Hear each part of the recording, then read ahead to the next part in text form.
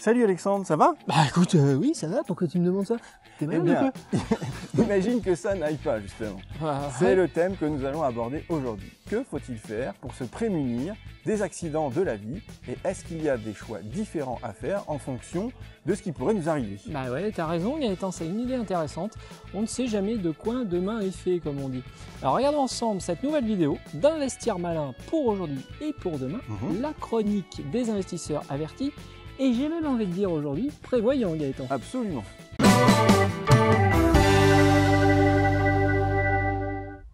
Mais auparavant, comme d'habitude, n'oubliez pas de vous abonner sur notre chaîne YouTube si vous ne l'avez pas encore fait. Ouh. Eh oui. Et en cliquant bien entendu sur le logo qui apparaîtra en bas à droite de votre écran. Et n'hésitez pas à en parler à votre réseau et à partager notre chaîne avec ceux qui veulent investir malin.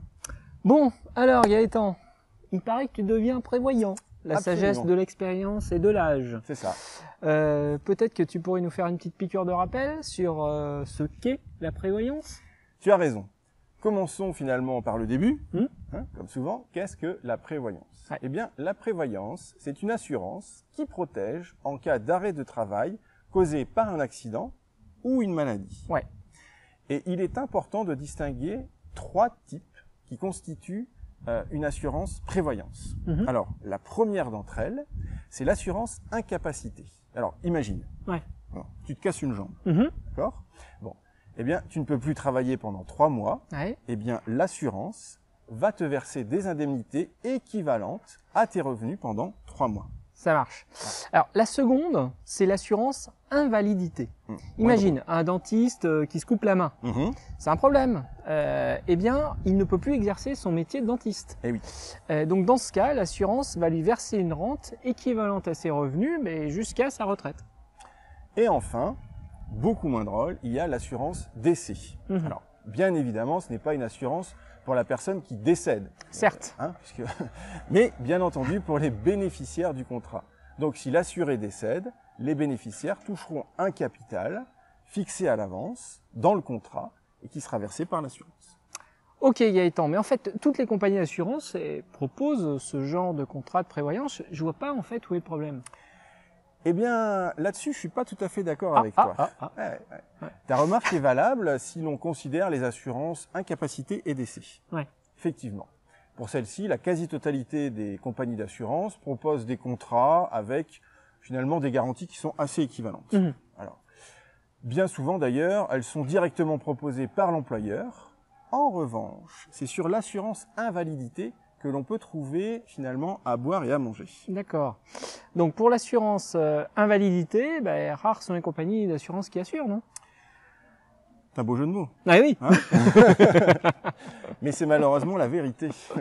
Et la raison est simple à comprendre. Pour les compagnies d'assurance, le risque financier est maximal dans le cas de l'invalidité, puisqu'elles ne maîtrisent pas finalement la fin de l'histoire. Bon attends, si je reprends l'exemple de mon ami le dentiste, l'arracheur de dents, qui s'est malencontreusement coupé la main, il a 40 ans, sa retraite elle sera aux alentours de 67 ans, et il gagne 100 000 € par an. Comment ça va se passer Gaëtan là?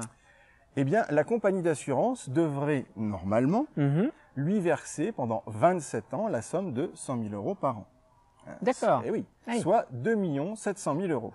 C'est une belle petite somme quand même. Oui, effectivement. Voilà. De ce fait, la plupart des compagnies d'assurance ont mis en place, dans leurs conditions générales, tout un panel d'exclusions, de barèmes, de trucs soi-disant professionnels, et des formules de calcul alambiquées pour au final minorer au maximum cette rente invalidité. Ouais. Résultat, notre dentiste se retrouve avec une rente annuelle de 20 000 €, soit 5 fois moins que ce qui était prévu. Ah oui, quand même. Donc, non seulement il ne peut plus exercer son métier, mais en plus, il ne peut plus profiter de la vie, évidemment, au même niveau où il en profitait. Exactement. Il a une baisse de son pouvoir d'achat et il ne peut plus en profiter. Il est donc essentiel de consulter un spécialiste de la prévoyance qui est au fait des conditions générales des contrats et qui saura vous orienter vers le contrat adapté à votre situation et à votre métier également. C'est pas pareil un dentiste qu'un routier, par exemple, afin que vous soyez couvert de manière optimale. Ouais, je comprends.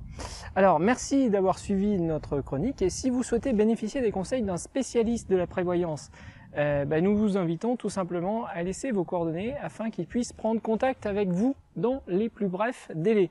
Et nous avons également besoin de votre retour. Si vous avez apprécié cette vidéo, cliquez tout simplement sur l'icône j'aime. Cela permettra à YouTube d'aider des investisseurs motivés et prévoyants à trouver cette vidéo plus facilement. Donc n'oubliez pas de cliquer sur le lien qui apparaîtra juste après afin de bénéficier gratuitement des conseils d'un professionnel. C'était Gaëtan Lefebvre et Alexandre Brunet du blog Construire sa retraite pour la chronique Investir malin pour aujourd'hui et pour demain. À très bientôt.